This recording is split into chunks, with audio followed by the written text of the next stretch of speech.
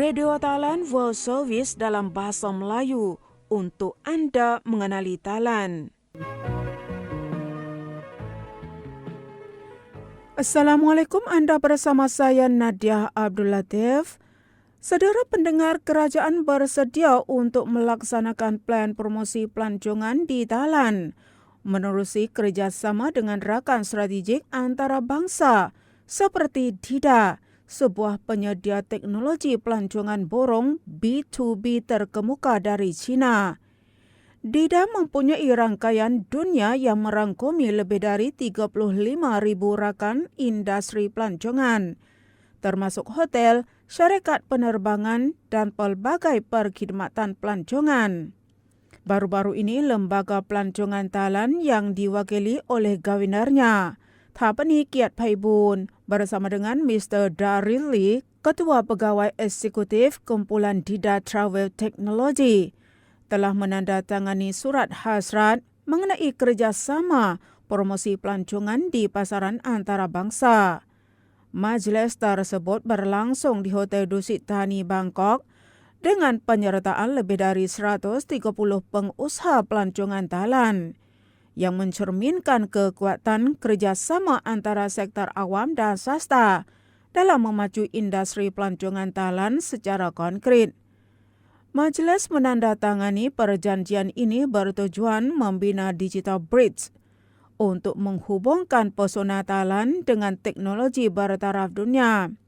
Inisiatif ini adalah untuk meningkatkan akses kepada pelancong berkualiti dan menukarkan minat perjalanan kepada pengalaman sebenar secara berkesan melalui 3 pendekatan utama. Pendekatan pertama, strategic market expansion, menupukan pada penggunaan potensi rangkaian dan data analitik DIDA untuk meluaskan capaian kepada sasaran pelancong dengan lebih tepat dan berkesan. Pendekatan kedua, digital innovation and seamless integration, mengintegrasikan teknologi dalam mempromosikan produk dan perkhidmatan pelancongan Thailand agar proses pencarian, perancangan dan keputusan untuk melawat Thailand menjadi mudah, selesa dan lancar. Pendekatan ketiga, Trusted Thailand Initiative, kerajaan akan menumpukan pada pengukuhan imej kebolehpercayaan Thailand sebagai destinasi pelancongan berkualiti melalui promosi pengusaha di bawah projek Trusted Thailand menerusi pelbagai saluran DIDA. Kerjasama dengan DIDA ini merupakan satu langkah penting dalam integrasi antara sektor awam dan swasta untuk menggunakan teknologi dan mewujudkan peluang pelancongan baharu. Ia bukan sahaja mengukuhkan keyakinan dan meluaskan pangkalan pasaran, malah mengangkat martabat Thailand sebagai destinasi berkualiti menjadi pilihan oleh pelancong dunia secara berterusan dan mampan. Dan satu lagi, Kementerian Pengajian Tinggi, Sains Penyelidikan dan Inovasi telah menjalin kerjasama berterusan dengan University Nottingham Trent selama lebih dari 2 tahun. NTU merupakan sebuah universiti paling popular di United Kingdom yang terkenal dengan kecemerlangan pengajaran serta penyelidikan terkemuka di peringkat dunia. Kerjasama ini telah membuah hasil yang konkret melalui 2 projek utama, iaitu program pembelajaran berdasarkan pengalaman dan pusat pembangunan kemahiran AI. Inisiatif ini menjadi model kerjasama antara Thailand dan United Kingdom yang kemudiannya diperluaskan ke peringkat negara. Dr. Pan Phomsak Aruni, Timbalan Setiausaha Tetap MHESI, berkata bahawa satu memorandum persefahaman telah ditandatangani antara MHESI dan University Nottingham Trent. Sorotan utama kerjasama ini adalah penubuhan Sister Center yang pertama di Asia Tenggara, bertempat di Taman Sains dan Teknologi Universiti Chiang Mai. Pusat ini akan berfungsi sebagai hub penyelidikan, gunaan dan pembangunan inovasi bersama, di samping membangunkan tenaga kerja dalam bidang AI dalam 4 sektor utama, ialah AI untuk sektor pembuatan, AI untuk perkhidmatan, AI untuk pemasaran dan data, AI untuk perancangan strategik. Langkah ini bertujuan untuk memenuhi keperluan sektor perniagaan secara tepat. Selain memperkasakan rangkaian INEIC serta AI Testbed untuk menguji inovasi sebelum dipasarkan, juga bertujuan mendorong usahawan STEM ke arah pengkomersialan di peringkat antarabangsa. Profesor David berkata lagi bahawa kerjasama ini merupakan langkah penting bagi rakan strategik yang diasaskan atas dasar kepercayaan. Matlamatnya untuk memacu inovasi yang selaras dengan model ekonomi BCG Thailand bagi menghasilkan impak ekonomi, masyarakat dan alam sekitar. Manakala Profesor Xiao Ma pula menyatakan untuk memacu AI supaya membuahkan hasil yang nyata. Integrasi antara teknologi, sumber manusia dan sektor perniagaan adalah amat diperlukan. Kerjasama ini akan menjadi platform penting dalam menghasilkan impak yang mampan. Walau bagaimanapun pemerhatian, kerjasama kali ini mencerminkan daripada kerjasama berasaskan projek kepada kerjasama peringkat sistematik. Ia bertujuan untuk meletakkan asas kecemerlangan dalam pendidikan dan inovasi Thailand dalam jangka masa panjang. Dan seterusnya, pihak industri makanan merupakan salah satu strategi utama bagi Thailand yang kini sedang melangkah ke fasa peralihan penting daripada pengeluaran berasaskan kuantiti kepada persaingan berasaskan inovasi dan nilai tinggi. Melalui pengaplikasian sains, teknologi dan inovasi, Kementerian Pengajian Tinggi Sains Penyelidikan dan Inovasi telah memacu polisi dapur Thai ke dunia sebagai hala tuju strategik untuk memperkukuh keselamatan makanan di samping mewujudkan peluang pendapatan yang mampan dan stabil bagi para petani Thailand.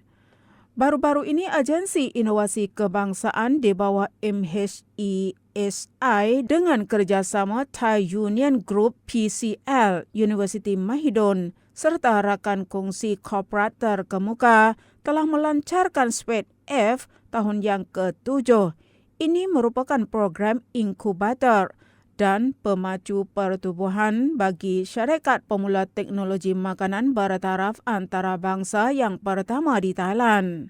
Program ini memperkenalkan 20 syarikat pemula dari 10 buah negara, termasuk Korea Selatan, Spanyol, Kanada, Amerika Syarikat, Argentina, Australia, Singapura, United Kingdom, Arab Saudi, Taiwan dan Thailand. Peserta akan berpeluang untuk membangunkan dan menguji inovasi sebenar bersama rakan kongsi terkemuka. Matlamat utama adalah untuk menyokong syarikat pemula agar dapat melepasi fasa kritikal perniagaan yang dikenali sebagai lempah kematian dan berkembang ke tahap perkomersialan di tahap antarabangsa dengan konkret. Projek Space F dianggap sebagai mekanisme penting dalam memacu ekosistem syarikat pemula bidang teknologi makanan agar lebih kukuh dan menyeluruh.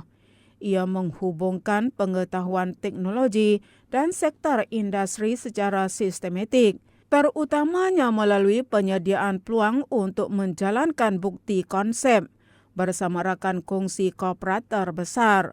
Pada tahun ini, Space F akan menumpukan pada peningkatan pembangunan syarikat pemula melalui 2 program utama. Pada tahun ini, tumpuannya akan diberikan kepada memperkasakan pembangunan syarikat pemula melalui 2 program utama.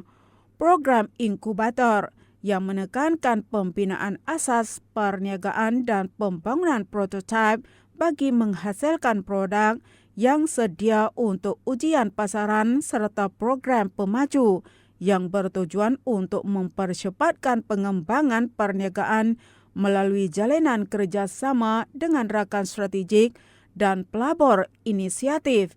Ini dirancang untuk memenuhi keperluan pasaran secara tepat, membolehkan syarikat bersaing serta berkembang secara mampan di persada dunia.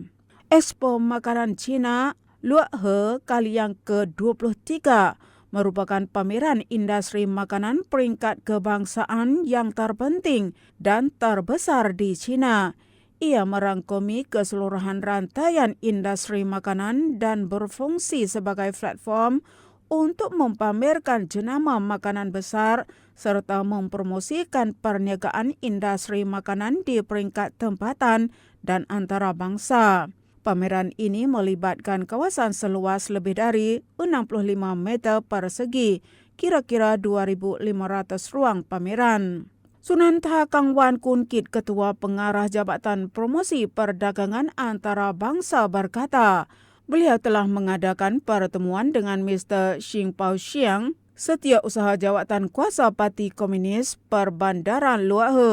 Pertemuan ini diadakan bersempena jemputan Kerajaan Perbandaran Luak He kepada pihak jabatan untuk menyertai Expo Makanan Cina kali yang ke-23. Sebagai negara tetamu kehormat dalam penyertaan ini, sebagai tenaga tetamu kehormat, dalam penyertaan ini sebanyak 10 syarikat pengusaha makanan telah dibawa di bawah Astaka Thailand.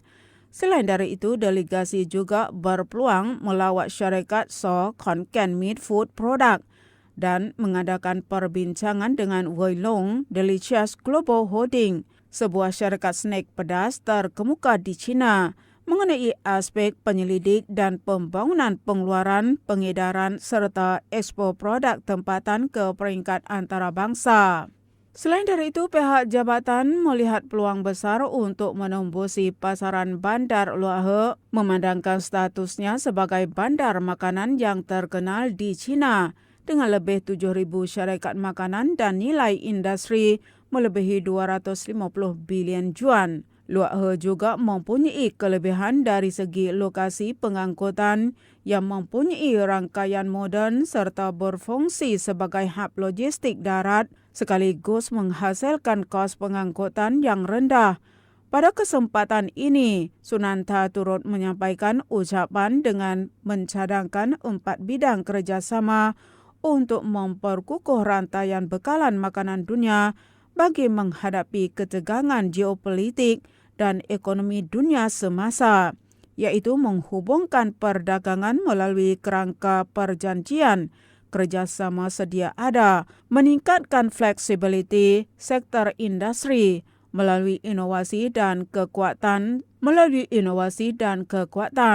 memacu kemampanan berdasarkan prinsip ESG, membangunkan model insan serta pertukaran teknologi untuk meningkatkan potensi dan membuka peluang kepada PKS, menyertai rantaian nilai dunia secara inklusif.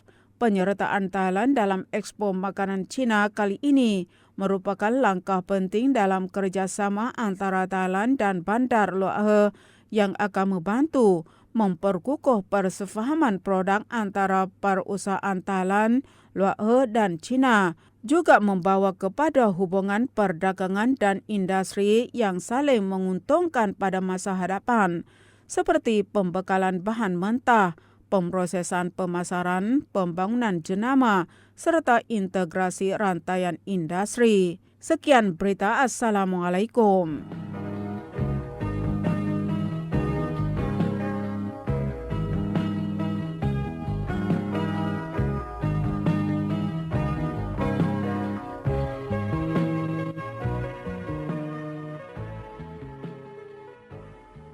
Radio Thailand World Service, berita dalam bahasa Melayu. Terima kasih yang Anda ikuti program kami.